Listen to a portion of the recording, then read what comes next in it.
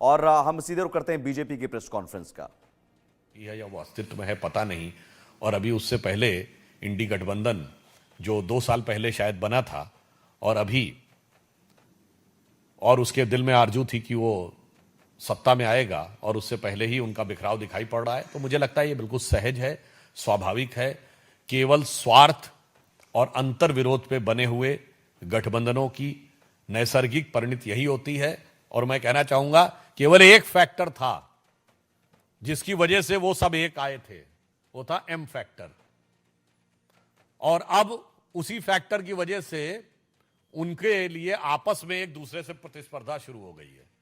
वो M factor क्या था? मोदी फैक्टर। वैसे आप लोग कुछ और भी सोच रहे होंगे तो आपकी बुद्धिमत्ता पर मुझे पूरा भरोसा है। और इसी कारण से उनमें ये जो आपस में प्रतिस्पर्धा और संघर्ष है ये सहज और स्वाभाविक है और ये उनकी सहज परिणत है। तो एक लाइन कह दूं कि इस गठबंधन का तो कोई सिला ही नहीं, कौन किससे मिला है ये पता ही नहीं। और लाख चेहरे बदल के आ जाता हूं मैं, पर आईना कमबख्त झूठ बोलता ही नहीं। ये इंडी गठबंधन के दलों के ऊपर बिल्कुल साफ दिखाई पड़ता है। एक मिनट एक मिनट।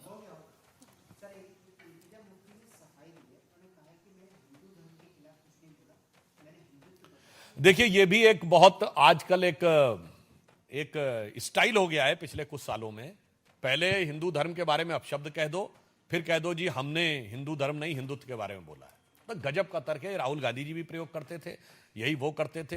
तो मुझे लगता है ये तिनके की ओट में पहाड़ नहीं छुपाया जा सकता।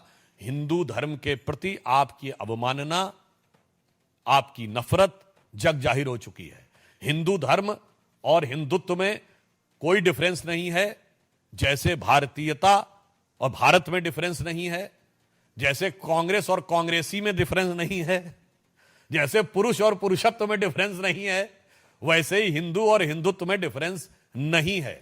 और यही जो दो नावों पे सवारी करने की वो कोशिश करते हैं कि हिंदू धर्म को अपशब्द भी कहेंगे और उसके बाद बचाव भी करने की कोशिश करेंगे। मुझे लगता है देश की जनता भली भांति समझती है। और ये इल्तिजा मुफ्ती नहीं बोल रही हैं, ये राहुल गांधी कई साल पहले बोल चुके हैं। बहुत बहुत धन्यवाद।